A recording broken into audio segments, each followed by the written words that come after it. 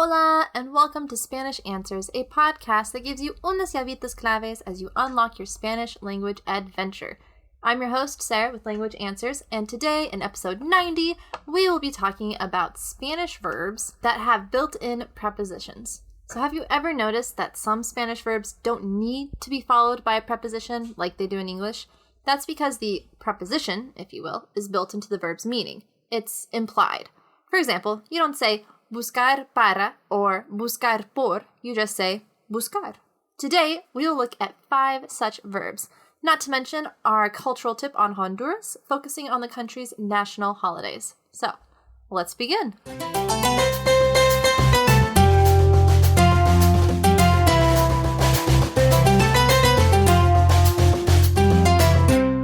Once again, I would like to apologize for this being late. I honestly got my weeks mixed up and the kiddos weren't feeling good, so not sure what all happened, but bottom line is this episode is pretty late. And because the last episode was pretty long, at least for how long these episodes normally go, I'm going to try and keep this one shorter. And to make up for my mixed up schedule, I'll also try to release an episode next week as well. And that should get us back on track. So we'll see what happens. Don't hold your breath. Cross your fingers. Let's go. So verbs with implied prepositions. If you're a native English speaker, sometimes Spanish verbs can trip you up. There are some where our use of a preposition is actually built into or implied by the verb's overall meaning. So let's look at 5 of these verbs, starting with the one we already mentioned at the opening, buscar. So number 1, buscar, which means to look for. While in English, we must add the preposition for after the verb to look, this is implied in the Spanish verb. It would be very redundant to say, estoy buscando para mi chaqueta, or por mi chaqueta. You just say, estoy buscando mi chaqueta. Number 2, escuchar, to listen to. In English, you always add a to when you're using the verb to listen.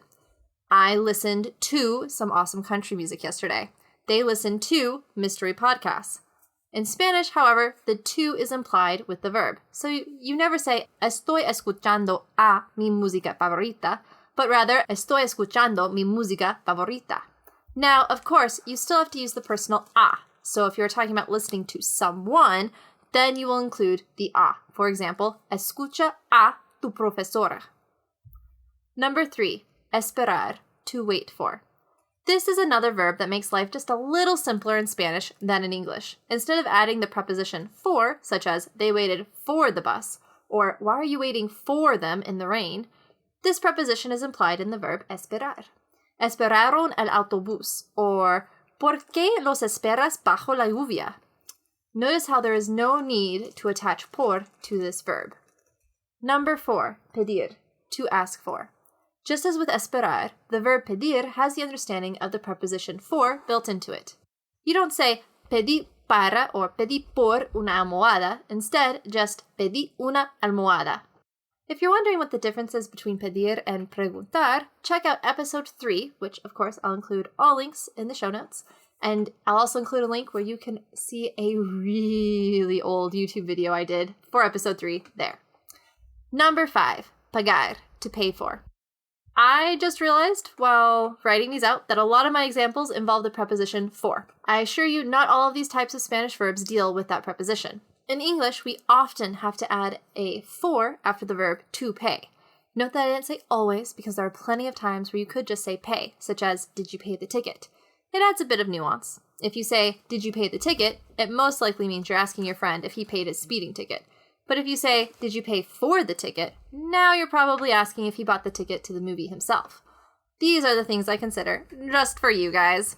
Anyways, in Spanish, though, this preposition is inherent to the verb's meaning. So you would say, él pagó el boleto, not él pagó por el boleto.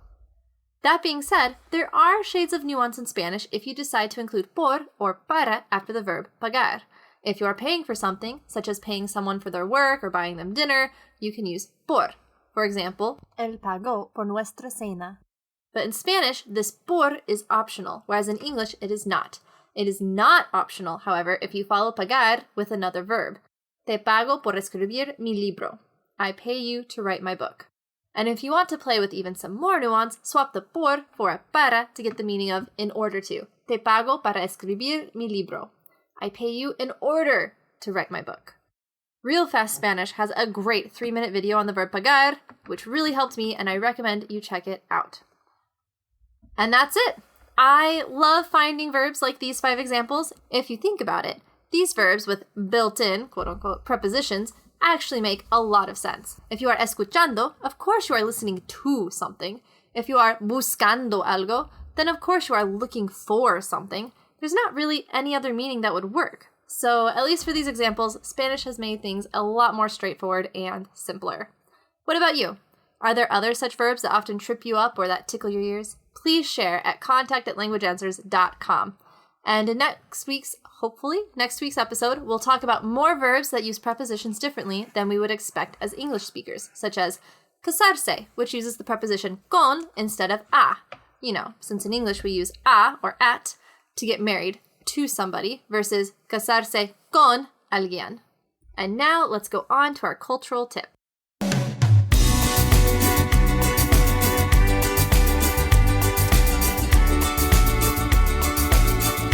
All right, our cultural tip on Honduras. Today's tip highlights the national holidays of Honduras. To save on time, as always, and to avoid extreme repetitiveness, here's a quick list of holidays that many other countries also celebrate and or which we have covered in previous episodes. So I won't get into too much detail for these ones. There's New Year's Day, which is always celebrated January 1st. Father's Day is March 19th, celebrated on Dia de San Jose, or St. Joseph's Day, every March 19th. So technically, it's not an official national holiday, and it's a little bit different in that it's not celebrated on the same day as most of the rest of the world celebrates it. Then there's Holy Week. This year it's April 3rd to April 9th, and it culminates in Easter Sunday. Monday through Wednesday are government holidays. Apparently, public workers are given the entire week off to, quote, encourage domestic tourism, unquote. Or at least that's what Office Holidays claims. One interesting thing to note, on Good Friday, April 7th, people will create alfombras, which are Christian-themed images and designs created from colorful sawdust. They are created in the morning with the intent of being later destroyed by a religious procession. You can read more about it and see some photos of the cool artwork in the links I will include in the show notes. There's also Labor Day, which is May 1st, always, and it's also known as International Workers' Day. And then there's Mother's Day, which is May 14th, and that is the second Sunday in May. And again, technically it's not an official national holiday. And then finally, there is Christmas Day, which is always celebrated on December 25th, called La Navidad. So let's go on to the unique national holidays. Honduras has 6. The first is Pan America Day, which is celebrated on April 14th, although sometimes it is officially celebrated on other days. Honduras is a part of the Organization of American States, also known as OAS, which has 35 member countries, including Colombia, Costa Rica, the United States, Venezuela, Mexico. You get the picture. It is the oldest regional organization in the world, having been formed on April 14, 1890, as the International Union of American Republics. This organization designated April 14th as Pan America Day back in 1930, yet Honduras is the only member country who celebrates it as a national holiday. If you want to learn more about the OAS, I have included a link to their website. The second is Independence Day, which is always celebrated on September 15th, El Día de la Independencia. Unlike most Independence Days, the Honduran national holiday is not just a celebration of the country's own individual Declaration of Independence, but that of many Central American countries from Spanish rule. Back in 1524, Hernán Cortés arrived in Central America and began the Triunfo de la Cruz settlement. Eventually, Guatemala, Honduras, Nicaragua, El Salvador, Costa Rica, and Chiapas, a state of Mexico, were put into one Kingdom of Guatemala. Then there was the Peninsular War across the sea in Europe, with Napoleon setting up King Joseph as ruler of Spain, and so king of its New World territories. And then after Napoleon's fall, King Ferdinand became king of Spain. Now, the province of Guatemala, on September 15, 1821, declared its independence through the Act of Independence of Central America. To celebrate this day, Honduras has parades, dancing, special food, etc. At the end of the day, they'll lower the flag while people sing the national anthem. Now, it was hard to find good videos of what a parade would look like in Honduras, so the closest thing I could find is by a gal whose YouTube account is called Amber Abroad. The video I've included a link for is a bit long, but you definitely get an idea of what it would be like to see a parade. She apparently has other videos highlighting her trip to Honduras. I haven't watched them, but if you are curious about life in Honduras, they might be a good place to start. Number 3 is Semana Morazánica, and this week starts on October 2nd and goes through October 5th. Now, this entire week is given for public workers only, so that they get the entire week off. For everyone else, the holiday begins at 12 p.m. on Wednesday. This long holiday break is, again, according to officeholidays.com, supposed to encourage tourism, which is probably why it is now celebrated the first week of October. The following 3 holidays are a part of this week, Semana Morazánica. So, the first one, also number 4 on our list, is Discovery of America Day, which is October 4th. This holiday commemorates Christopher Columbus arriving in the New World. While the International Day is October 12th, Honduras moved the celebration to this week in 2014. The whole week of celebrations was then moved to its current time in 2015. Number 5 is Francisco Morazan's birthday, which is celebrated on October 5th. The only Honduran to have a national holiday, Francisco Morazan was the president of the Federal Republic of Central America from 1830 to 1839. He was born in the Honduran capital of Tegucigalpa, I apologize if I butchered that, on October 3rd, 1792, when it was still a part of Spain's empire. When much of Central America gained independence in 1821, he joined politics.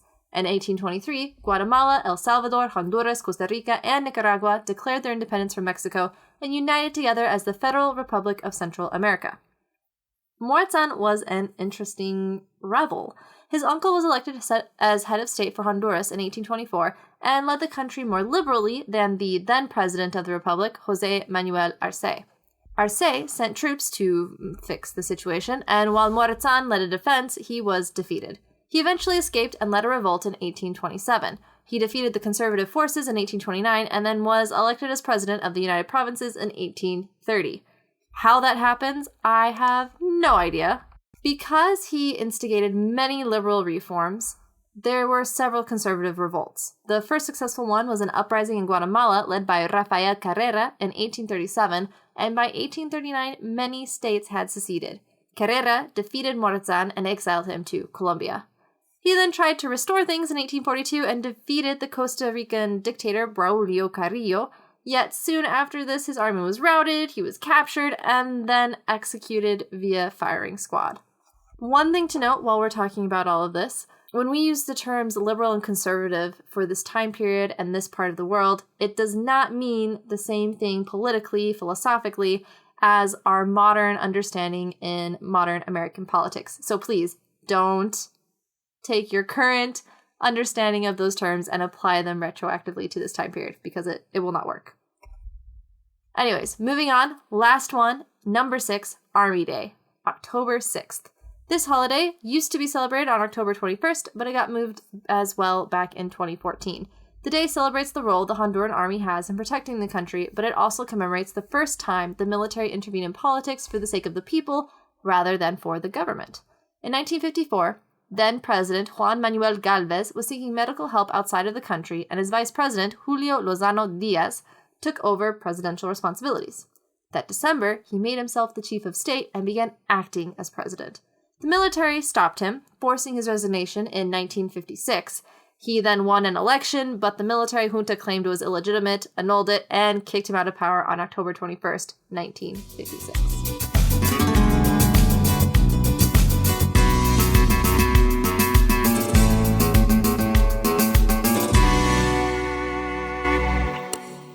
And that's all for today.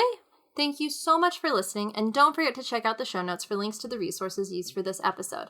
If you would prefer to read an approximate transcription of today's episode, you can also visit the blog.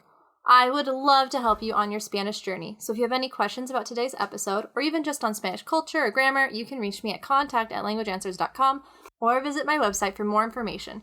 I can also be contacted regarding my services for Spanish to English translation, English technical writing, editing, and content creation, or even language consultations and tutoring for you or your business.